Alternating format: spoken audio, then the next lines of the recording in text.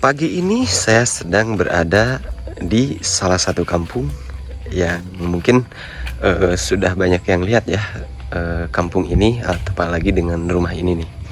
Insya Allah banyak orang yang tahu lah. Tapi kalau di TikTok, karena di YouTube mungkin baru ada yang vlog sekarang.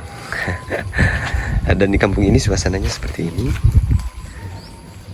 sawah ya, tapi sekarang lagi musim kering kayak ini nih. Kayak gini ya, tapi air mah ada katang, cuman tidak mengalir.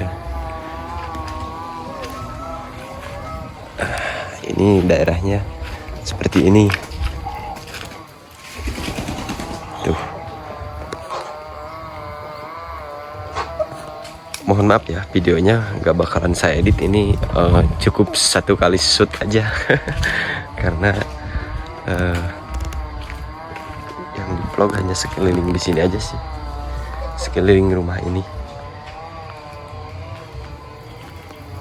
Oke, segitu aja. Assalamualaikum warahmatullahi wabarakatuh.